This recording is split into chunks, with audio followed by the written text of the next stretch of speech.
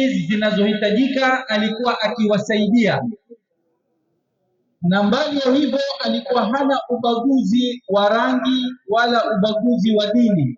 Mmoja katika walimu wake walikuwa wakisomesha katika driving school kama hii alikuwa ni Teacher Kalume, na huyu kuanzia mdogo yeye Mzee Azizi alimsomesha, alimlelea na akamfundisha kazi kama hii, na akawa yuko naye mpaka anaishi naye kama mtoto wake, na mpaka akafariki na yeye si Muislamu. Kwa hiyo alikuwa ana upendo wa watu wote, na katika kitu muhimu sana katika safari yake ya license alikuwa hakubali kupeana license kwa mlango wa nyuma. Alikuwa anahakikisha elimu imepatikaniwa ili usalama upatikaniwe. Ukosefu wa elimu wa driving school inaleta hatari katika mabarabara, na ndio wakati ilipokuwa serikali ime-update au ime-upgrade system za license, watu walipoingia katika e-citizen Aziz driving school, leseni zao zilikuwa zote ni valid, ambapo mashirika mengine walikuwa watu wanajitambua wakijiona leseni zao kumbe hazitambuliki, zilitengenezwa na mlango wa nyuma. Skuli kama hii iliweza kuestablish integrated schools kadhaa katika mashinani na zinajulikaniwa hasa maeneo ya Langomaya na Msabaha, na vile vile ilikuwa ina feeding program, na hizi ni vitu ambazo kwamba sisi wenyewe tuliviona kwa macho na zingine zinaendelea mpaka leo. Aziz Driving aliweza kushirikiana na watu tofauti katika mji kama huu kuboresha elimu kama hii na kutoa usaidizi mbalimbali. Alikuwa ni mtu anapatikaniwa na kila mtu, alikuwa hakuna ukuta, yoyote anayekwenda ofisini kwake anaweza kumuona bila kupitia sekretari, na hilo watu wote wameliona wakati wa maisha yake. Bali hata ukimfuata nyumbani pia ilikuwa nyumba yake pia ni ofisi wapokea watu. Alikuwa ni mtu mnyenyekevu. Ukisafiri naye, mimi nimesafiri naye personally mahali kadhaa, anakula kile kilioko, analala mahali palipo. Alikuwa hana protocols nyingi katika maisha yake, ameweka maisha mepesi akiishi na watu kawaida. Mzee Aziz Driving alifariki mwaka wa 2016 wakati yeye ameshajenga uhusiano mkubwa sana na watu walioweza kushirikiana naye kama marehemu Ibrahim Jin, kama mzee wetu Goso ambao kwamba yuko mpaka leo, mzee wetu Abubakar Badawi vile vile aliwahi kushirikiana naye, na watu wengi ambao kwamba siwezi kuyataja majina yote kwa sababu ya wakati umebana sana. La mwisho kabisa ni kuhusia kwa vijana wetu walioko hapa, msichukue leseni kwa mlango wa nyuma, ni hatari kwa maisha ya watu. Watu hivi sasa ni wengi, mabarabara yamejaa watu, unaweza ukahatarisha maisha ya mtu au mwili wa mtu, ukaleta maafa katika familia za watu. Tuweni waangalifu, tusomeni, na Aziz Driving Mungu aipatie nguvu na upendo wa shukrani. Epushe na vitu kama hivi ambavyo vinaweza kusababisha ajali, kwa sababu wewe kutumia madawa ya kulevya, mfano pombe, umekula mkaa, umekula miraa, umevuta bangi, pale unahatarisha usalama wako, kwa sababu wengi wao wale ambao mfano kuna pombe wanaona ile barabara mara mbili, unaona barabara ni hii, kumbe ni hii, inaingia katika ajali. Kwa hivyo ni siku muhimu kwamba leo tuelimishane kwamba tujiepushe na utumizi wa madawa ya kulevya, hasa mkiwa vijana, sababu madawa ya kulevya ndio yameleta maafa makubwa, ndio yameleta hatari kubwa. Na vile vile msifumike, mtu asikwambie nimebeba hii begi yangu, hujui ndani kuna nini, kumbe ameweka madawa ya kulevya. Wewe unabeba vitu kama vile, alafu unashikwa, wewe hujui umebeba ni hasa unapeleka mahala, kumbe imeingizwa madawa ya kulevya. Ukishikwa njiani na polisi, wewe ndio umeshtakiwa. Sababu gani? Umebeba mzigo wa hatari. Maana yule ambaye amekupatia hili hasa anaweza kukimbia, yeye atapatia ile shida yote. Kwa hivyo vijana, tujiepushe na utumizi wa madawa ya kulevya na usambazaji wa madawa ya kulevya. Hasa mabuka, sasa hivi ukiangalia vijana wengi wanatumia mabuka chini ya miaka 15 wanakula mabuka, na hii ni hatari kwa sababu madawa ya kulevya yanakusababishia maafa mengi. Vijana wanakosa kusoma, wanakuwa wavivu, hawafanyi kazi. Kwa sababu gani? Wanatumia madawa ya kulevya. Ukisha kutumia madawa ya kulevya, unakuwa hata kufanya kazi uwezo, kulala tu, mwisho wa kwisha unageuka unakuwa jambazi, unanyang'anya watu vitu vyao na watu mapanga. Mambo kama haya ndiyo yamesababisha vijana kulaumiwa, na hatutaki vijana walaumiwe katika mambo ya madawa ya kulevya. Kwa sababu vijana, nyinyi ndio tegemeo letu. Sisi kwa wazee, nyinyi ndio tegemeo letu, nyinyi ndio ambao mfano tusaidie sisi. Kwa hiyo tunawaomba kujiepushe na utumizi wa madawa ya kulevya. Siku ya leo ni muhimu kupata lessons, basi tupigane kupata lessons na vile vile uwe na mafanikio. Na vile vile kumshukuru marehemu Azizi, alishirikiana na sisi kwa uzuri. Mimi ni mmoja nipata lessons kupitia kwake. Nashukuru Mungu pale alipo, Mungu amrahamu, amweke peponi, kwa sababu alifanya kazi kubwa ya kusaidia watu kupata lessons katika mji wa Malindi, na alishirikiana na watu kwa uzuri sana. Kwa haya machache, asanteni na Mungu awabariki. Na ungeanguka hata insurance yenyewe haingekutafuta. Mimi nataka kuwapongeza wale vijana wamejitokelezea. Nataka kusema maswali kidogo. Unajua mimi ni mwalimu. Wale wananijua Athumani, wale wanajua Aziz family. Wanajua mimi nilikuwa nafundisha watoto wao pale Silver Sands Academy na niingie siasa.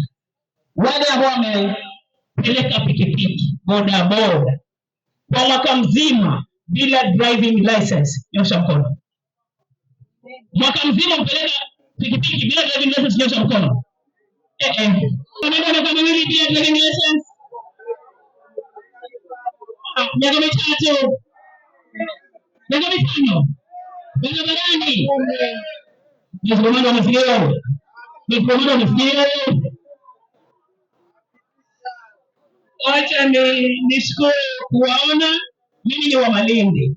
Wapi Malindi bodaboda sako? Wale wa sako wako wapi? Viongozi au bodaboda wenyewe, simama kama wenyi wa Malindi bodaboda sako pale ulipo, simama. Simama moja peke yake. Hao wengine wanataka wakaje? Wako wapi wengine? Hebu njoni hapo wale hao wasichana hao wanawajua hao. Wasichana hawa ni bodaboda hao. Hao mama hao. Wengine wako wapi? Wanaona haya. Wanaona haya. Kuna wasichana bodaboda hebu pigeni makofi. Lakini mwana mna driving license kama hamna basi. Sawa. Lakini wataniambia baadaye walifanya na nini na laki 3 za ofisi yangu. Maana nitatumana auditor aje angalie ndio gani mlifanya, mnaongoza pikipiki au mlipiga mapande. Hiyo ni siku nyingine hiyo. Mko na kabisa. Ya. Haya, ilikuwa ni pesa za table banking. Haina story hii. Mimi nitatumana coordinator wangu nao nitawaje waone, wajue mmefanya bidii, mmetia bidii na muapply pesa nyingine mpate. Kama umetumia pesa vizuri, women can do better than CA Kibarani 2013. Wale vijana wangu wa Kibarani ward over 100 walifundishwa driving na Azizi Driving School. Mtoto wangu wa kwanza mimi, brother yangu yuko hapa, walienda Azizi Driving School ikiwa ofisi yake iko pale Kibaoni.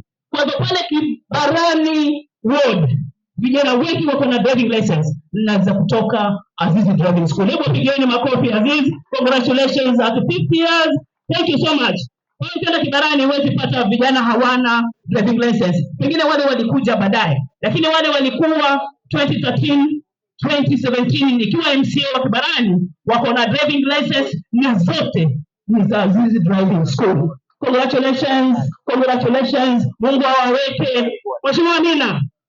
500 bodabodas wanachukuliwa leo na Aziz kwenda kupewa mafunzo wapate driving license. DM ya Aziz. Sipigie makofi wale students wote, ni students hawa. Na kama una miaka polisi lakini ni student wa Aziz Driving. Mungu awabariki. Mheshimiwa Amina, Mungu akujalizie walipie hawa.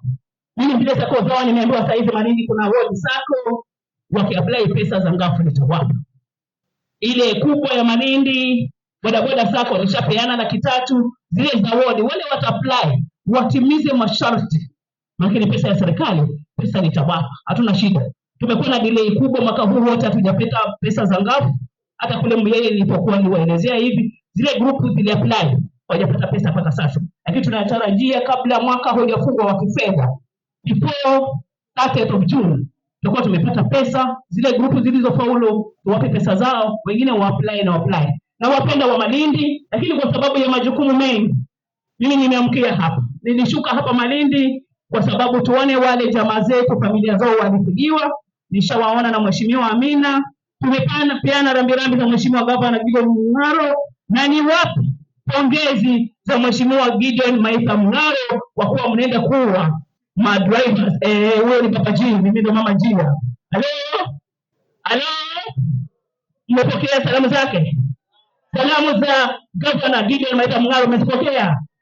Niwaambie ni Baba G, yani Baba Gideon Maitha Mung'aro, mimi ni Mama G, Mama Getu Kibeyo wanyaji. Usilinganishe ni majina jema yangu. Kilango mbona wacheke? Nimeambia kwa heshima kuu, wale ambao tayari washatrainiwa, wamefaulu na wako hapa, watapata certificate na DL zao leo. Nianze kuwapa, niachie function. Mheshimiwa Amina ikikimbilia kupeana pole kwa familia nyingine ya karibu kwenye Kilifi. Congratulations nyote, musome kwa bidii. Overtaking bodaboda. Hello? Wale madriver wako wapi? Wale wamekaa mwaka mzima miaka miwili mpaka na driving license. Hiyo overtaking ya left hii, ndio overtaking na right. Left uko hapa. Hapo kwa wengine werevu. Uko overtaking na wapi? Kama overtaking gari, overtaking na wapi? Na right. Wale wanaenda left tuwaitaje? Haya, Aziz, you have work to do here. Kuna wale wana overtake na right hapa. Wafundisheni washike vizuri roundabout. Pale kwenye vituko. Roundabout hasa pale total. Kindly give them the right skills for them to be better drivers in Malindi, in Kilifi, and the whole of Kenya. Congratulations, I love you all. Mungu awabariki sana, asanteni. Sasa hapa kwa sababu kuna classes ambazo wamekuwa awarded certificate, nataka yule manager aweze kueleza kwa nini huyu ameandikwa second class, first class, third class. Manager yuko wapi? Haya, unaambiwa utaeleza baadaye kwa sababu mheshimiwa anataka kwenda, utaeleza baadaye, haina shida. Sawa. Haya, basi wa kwanza ukabiliwa na Grace Stanley. Grace Stanley, mahali ulipo njoo uchukue certificate yako. Jambo. Upande wa class A2 inadili na pikipiki. For the last exams, she is the only lady ambayo alifanya class A2. Ukiangalia miaka yake na class ambayo imefanya, wengi wanashtuka, but she managed. Alifanya bidii yake yote akaweza. Congratulations. Rika langu huu. Pigeni makofi waomba. Congratulations kwa Grace. Mimi sijui nilivuka wapi, pikipiki sijui kupeleka. Lakini gari hapa kwa highway kutoka Malindi kwa Kilifi. Speed ya 140. Mimi usisikieni. Speed ya 140 mimi napeleka gari bana. Lakini pikipiki ukilipa balaa sana siwezi. Haya, congratulations Mama Grace. Mwingine Joseph Karisa amefanya class F, special people with disability. Naomba tumpatie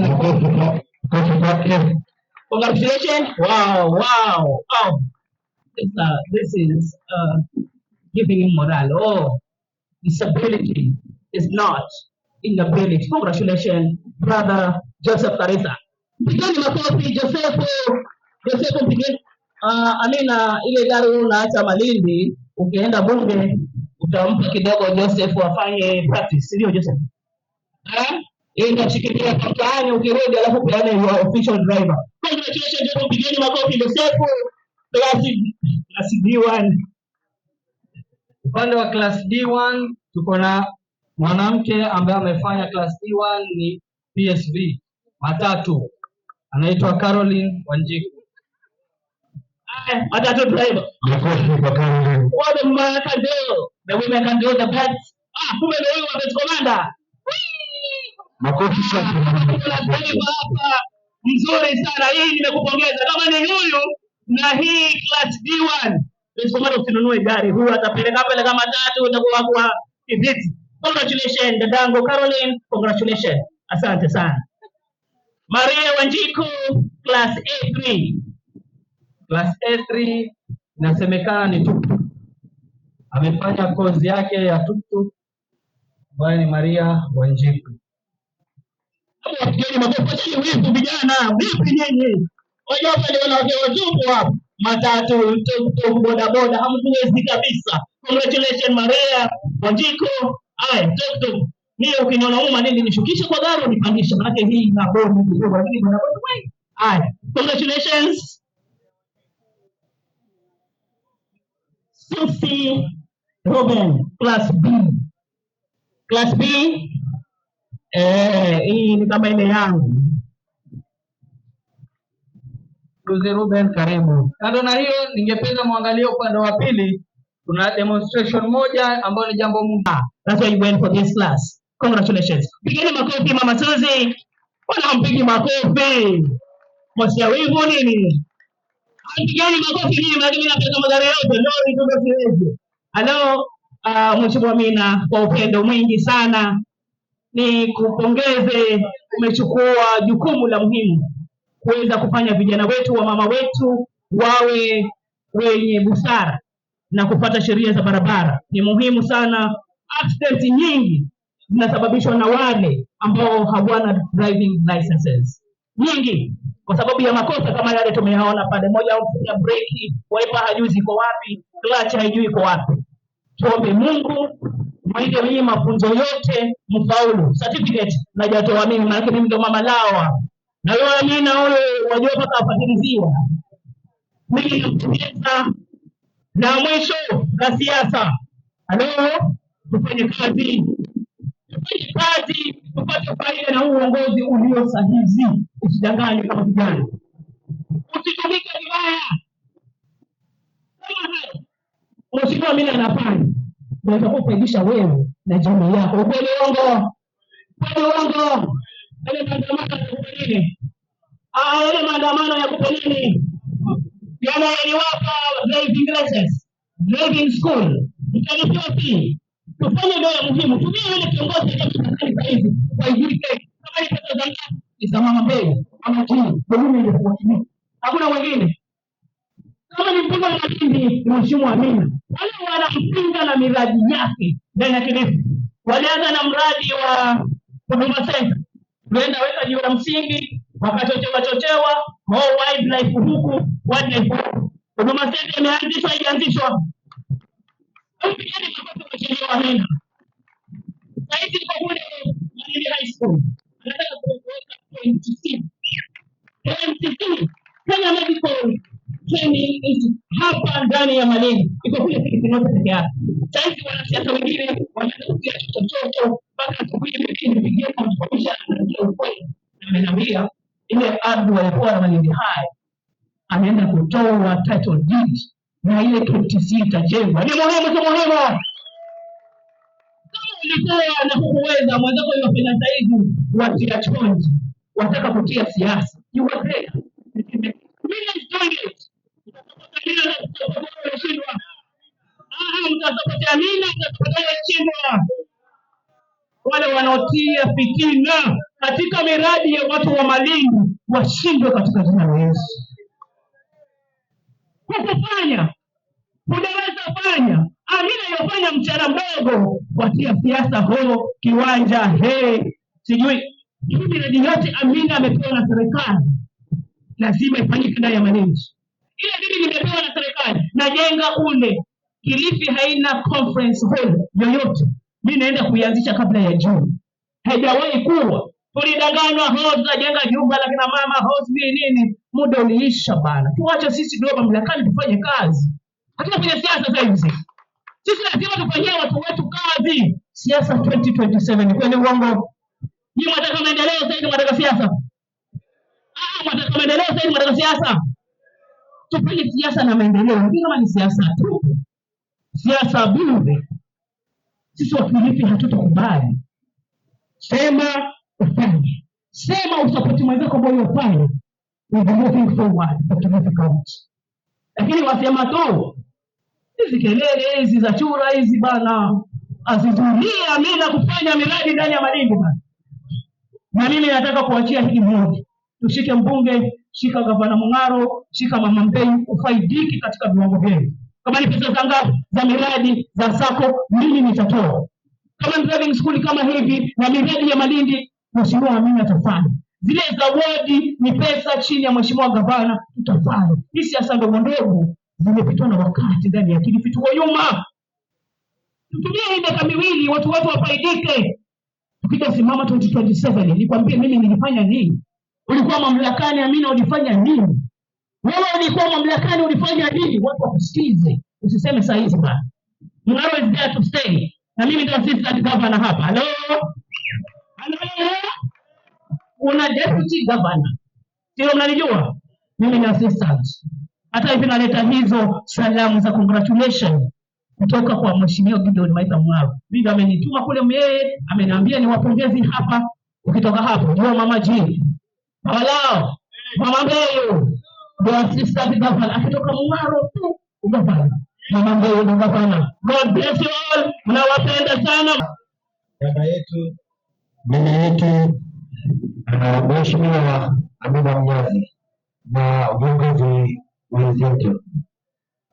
Mimi naitwa Steven Ochiri, ndio base commander Malindi.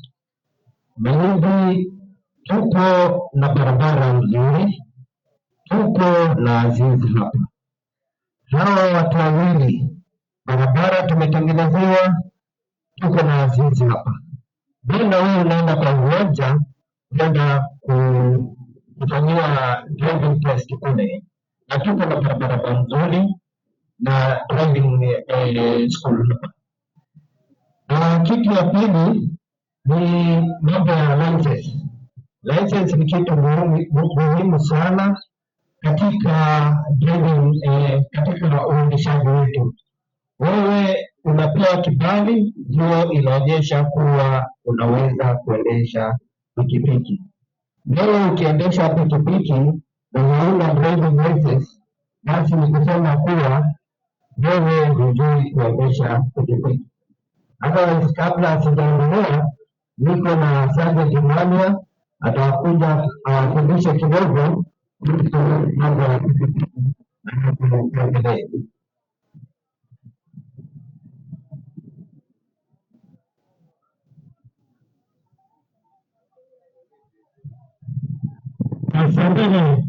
Asante sana kwa nafasi. Ningependa kidogo tu nipitie vile vitu tunaendelea kwa pikipiki kwa barabara. Kitu cha kwanza ni documents. Kwanza ni insurance. Insurance inakuchunga wewe na ile mtu mwingine yote ambaye anatumia barabara. Kwa hivyo pikipiki ni lazima iwe na insurance. Number 2, driving license. Driving license ni maana sana. Ukija ufanye ajali hapa, unapata unatoroka na yake mmoja una vibali. Na kama una vibali tunaassume hata kwa barabara. Hakuna chochote unajua ndio maana nini? Tunauliza mwende driving school na pia nafasi nzuri sana na mheshimiwa. Mtusaidia kwa nafasi mpaka driving school. Kupata driving license. Kitu kingine watu tunaangalia ni helmet. Helmet inakusaidia wewe. In case of an accident, hii kichwa yako na lanyard, mambo si nzuri sana. Wewe ukiwa na helmet, hapo utasaidika. Helmet. Kama ndio unanunua pikipiki unapewa na helmet. Ile kitu kingine ni kitu inaitwa reflector. Reflector, hii reflector hata ukienda hapa Alaska, bwana shilingi 100 utapata reflector. Hiyo ni maana sana. Itafanya mwenzako sana sana usiku wao wanaweza kukuona ukiwa mbali. Hapo ndio reflector inasaidia. Kuna kitu kinaitwa accident. Accident ikitokea, tuache hii tabia ya kukimbilia kuchoma magari za watu, manake hata wewe kesho utapata gari. Au ukifika hapo kwa pikipiki, kesho utapata tuktuk, kesho kutwa utakuwa na gari. Usikimbilie kuchoma gari ya mtu. Acha polisi wakuje wachunguze accident, mwenye ako na makosa atapelekwa tu kotini. Asante kwa nafasi. Asante sana Sergeant Emmanuel. Kitu nyingine ni kuheshimu sheria.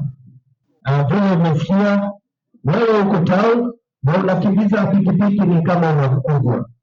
Je, ukifanya ajali haujavaa helmet, hauna boots, hauna gloves, ukianguka pale chini utapata umegwarushwa au umevunjika mguu kwa sababu hauna hata hata ngiri. Kitu ya pili ni ukiona hakikisha umesoma. Security ni kitu ya maana sana. So sisi tunawategemea nyinyi kama bodaboda riders. Wakati mko huko nje, wakati umeona kitu, jamaa anauza bangi, jamaa anaiba, jamaa anamshukiwa, tafadhali ambia chairman atatupita. Na sisi tutahakikisha kuwa Malindi tumekaa vizuri. Asante.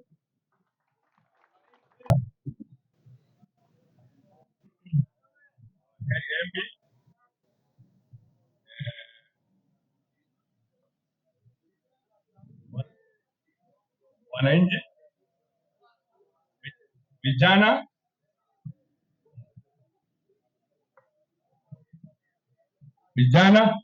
mnanisikia? Mnanisikia? Habari yenu? So kwa majina vile mmesikia, naitwa Mr. Moses Koskei, Sub-County Police Commander Malindi. Kwa area MP amefanya jambo la maana leo.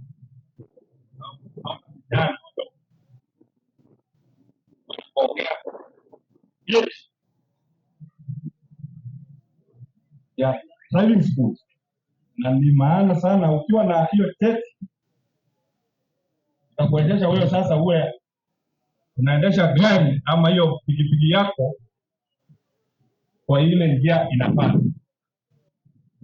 Best Commander na mwenzake ameelezea vyema vile utaratibu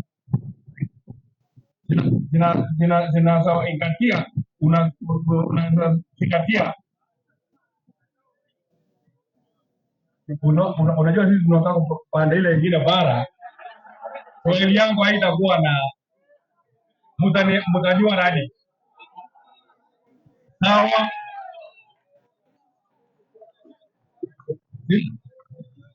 So wakati ya leo si haikuwa nafasi yangu. So kwa haya majaji nitasema waje nikabiti microphone kwa wale wananaji. Asante. Haya, makofi kwa spidi wetu. Basi kwa heshima na taadhima, nataka tuweze kupiga makofi wakati mbunge wetu wa Malindi anapiga mbele. Yeye ndio mwenye sherehe hii, yeye ndio ambaye amesema vijana wa Malindi asiwe waende driving school, lazima atumie NGCDF pamoja na bodi yote iko hapa kusudi vijana waende wasome na wajue kupeleka gari wakiwa na furaha. Pigeni makofi mengine. Amina Mnyazi kuwa hapa mbele. Asante sana. Karibu sana. Haya, asante sana Bwana Dickson Kinango, Bwana OCPD, Base Commander, Aziz Driving School pamoja na familia yako yote, kina baba na kina mama na vijana. Bwana Yesu asifiwe. Assalamu alaikum. Jamani, raha mnao ama hamuna? Mbona mnakaa kama ambao mmeshachoka? Mko sawa? Vijana poa. Vijana poa. Leo mimi niko na furaha kubwa. Jambo la kwanza ni kushukuru familia ya Aziz Driving School kwa sababu leo wanasherehekea miaka 50 tangu walipoanza kuprovide services za driving hapa ndani ya Malindi. Aziz Driving School na shule hiyo, na sisi hata mimi kama mbunge wenu, wakati nimeenda driving mimi nimesomeshwa pale kwa Aziz Driving School. Mbali na hiyo, kuna wadogo zake yeye anajua, kina Naman nimesoma na wao pale shule Siva Stars Academy, na huyu Gertrude Mbeu akiwa ni mwalimu wetu, lakini hapo Mbeu bado alikuwa ni 16. Sasa hivi ni 18, hajafika mbali, ni 18 sasa. Msende kumwambia maneno mengine huyu. So leo tunasherehekea miaka 50 ya zile services zenye ambazo tumekuwa tukipokea towards Israel. Na kwa sababu ya kusherehekea two things kwa community ya Malindi. Kule nyuma walikuwa tayari wameshafanya mengi, lakini kwa sasa hivi kuna mambo mawili ambayo wanafanya kwa watu wa Malindi. Na jambo la kwanza ni hili ambalo limetuleta sisi hapa. Jambo la kwanza ni kwamba Aziz Driving imetupatia sisi kama ofisi ya mbunge na ofisi ya NGCDF a special rate yenye ambayo tutaweza kuwapatia vijana wetu tuweze kuwasaidia na maisha yao ili maisha yao yazidi kusonga mbele. Na kwa sababu wanasherehekea miaka 50 na sisi tukazungumza na wao, wakatupatia sisi a very good rate, na sisi tukasema hatuwezi kupoteza chance kama hii. Haraka upesi, wacha ninyakue watoto wangu hapa Malindi, maanake hili ni zare la mezali hili. Haliji mara mbili. Ukipata zare anguka, sasa mimi mbungeni nikaanguka nalo bila kuchelewesha muda. Nikamwambia Aziz Driving kama maneno ni hayo, nitakuletea mimi wanafunzi 500 kama pilot project ya mwaka huu. Na kitu ambacho nimekuja kugundua, nimeingia hapa leo, hizi nyuso basi nyingi nazijua hizi nyuso nyingi. Na kiasikitisha, kumbe nilikuwa nikipanda bajaji sehemu wengine, kumbe hata driving license hamuna. Wako wanajijua jamaa wasai kunipatia. Na hapo sijapanda, lakini wanajua wale sasa nipandisha bajaji. Msifikiria mimi mbunge wasipandi bajaji, napanda sana. Wenye ambao wananipatia wananijua juu. Hata wakati wa maandamano watu wa bajaji walinisaidia sana. Mapolisi pamoja na kunishika na watu wa bajaji ndio waliniwezesha. Nishauri. Mimi sikuweza kushika, lakini hiyo ni story nyingine. Leo hii mimi leo nataka, kwa sababu vijana wengi nyinyi ni watoto wangu, na nimechoka mimi kupokea simu ninyi mmeshika kwa sababu hamuna driving license. Na najua hiki kibali mkishapata, hata nyinyi sasa hivi mtakuwa mwetu hao mapolisi. Hata kwa kuna sababu zingine, lakini sababu itakuwa si driving license. Nataka driving license muwe mkonazo ili na nyinyi muweze kujiendeleza na mambo yenu na maisha yenu huko mbele. Na pili, Aziz Driving nao pia vile vile wameniambia ya kwamba mheshimiwa mbunge, tumekuona unatoanisha battery kwa mashule, lakini sisi tunaahidi ya kwamba wale wanafunzi top 3 katika Malindi constituency, atakaye kutoka wa kwanza, wa pili na wa tatu, Aziz Driving School wamesema wataofa full scholarship kwa wale wanafunzi ambao watatoka number 1, number 2 na number 3 hapa ndani ya Malindi constituency, ambayo kwangu mimi nasikia raha, kwa sababu wakifaulu watoto wetu na nikipata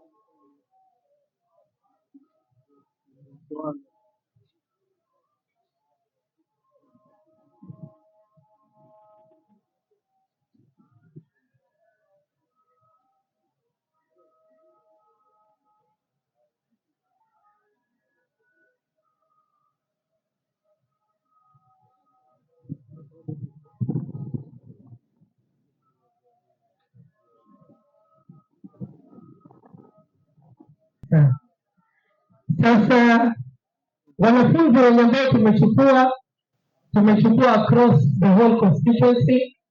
Mnajua mama ako na watoto watano kuanzia Julore. Watu wa Julore wako hapa, watu wa Julore wako hapa. Sasa vijana wangu wa Julore, haina haja mfike paka Malindi kila siku, kwa sababu kuja paka Malindi itawagharimu mafuta na inawagharimu pesa. Watu wa Julore, haya masomo nyinyi mtakwenda kusomea pale Weru Technical School. Kwa hivyo nyinyi haina haja mje huku, kule Weru mtamalizana na masomo yenu, na ile siku ambayo mtakuja huku ni ile siku maybe yenye ambao sisi sote tutakuwa tuna graduate. Watu wa Kakuyuni wako hapa, Kakuyuni iko, watu wa Kakuyuni pia na nyinyi tumesema haina haja kila siku mtravel kutoka Kakuyuni mpaka kufika Malindi. Kuna kituo pale Goshi Social Hall. Kwa hivyo nyinyi mtafanyia masomo yenu huko, siku ambapo mtahitimu ndipo ambapo tutakutana tena. Watu wa Ganda mko, Ganda wadipo, watu wa Ganda na wao wamewekewa mahali pa kusoma pale Mere Social Hall, ili muweze kufanya masomo yenu huko, kila kitu chenu huko. Siku tutakao kukutana tena hapa ni siku yenye ambayo mmeshahitimu. Na of course watu wa Shela na Malindi Town mnajua tayari pale ambapo driving iko, na nyinyi mtakwenda kusomea katika the main office hapo ndani ya Shela Ward. Programu nyingine ambayo tunakuja nayo, ambayo tunapanga from the DCC's office na OCS, OCPD, chief na assistant chief, ni kuhusu wale vijana wenye ambao wako mitaani. Tunataka tupunguze idadi ya vijana wenye ambao wako mitaani na idadi ya vijana wenye ambao wanaharibikia huko, idadi ya vijana wenye ambao hawajui wafanye nini tena na maisha yao. Sisi through NGCDF hivi karibuni tutaweka mikutano katika kila ward hapa ndani ya Malindi constituency, na katika mikutano hiyo tukija hapo Kakuyuni tutaita wazee wa vijiji, wazee wa nyumba kumi, chifu wawe yuko hapo. Tutaleta hawa watu wa vocational training centers, hawa wa Weru, hawa wa Muyeye, hawa wa Gahaneni, hawa wa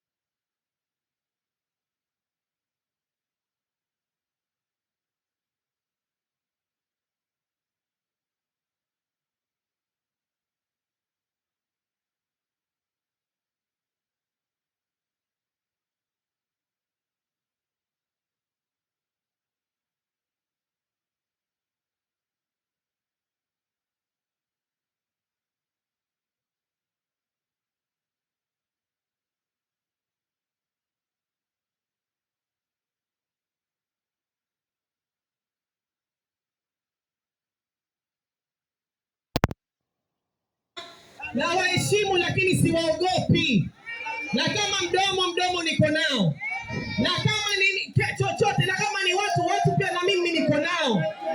Nimewapatia last warning. Mkiendelea kuniandama na miradi yangu, hamutanipenda. Mtaona sasa the other side yenye ambayo mimi kwa sasa nimesema makucha nifiche, kwa sababu saa hizi ni wakati wa kazi. Mpaka 2027 ikifika ndio tufanye siasa. Lakini hawa watu wakiniona nimenyamaza na nafanya siasa yangu, wanatafuta namna za kunitotora ili nianze fujo na mapema. Sasa hamtakuwa na fujo na mimi, mtakuwa na fujo na wananchi, kwa sababu wananchi wanataka maendeleo. Ni kwa nini kila masaa Malindi mtu akitaka kufanya jambo la maana lazima litiwe siasa?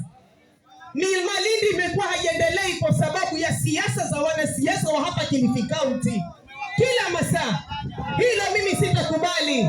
Mimi kitovu changu kimezikwa ndani ya Malindi. Mimi niko na uchungu na Malindi. Na hakuna kitu mtu ataniambia kama akili yangu imeshakuwa set nataka kufanya jambo fulani. Ni Mwenyezi Mungu peke yake ndio ako na uwezo kunizuilia, lakini si wewe binadamu mwenzangu. Ni Mungu peke yake. Kwa hivyo hii leo ni kionjo, lakini iko siku. Na nimewakanya na nimewaonya. Kwa hayo machache jamani, Mwenyezi Mungu awabariki. Niko na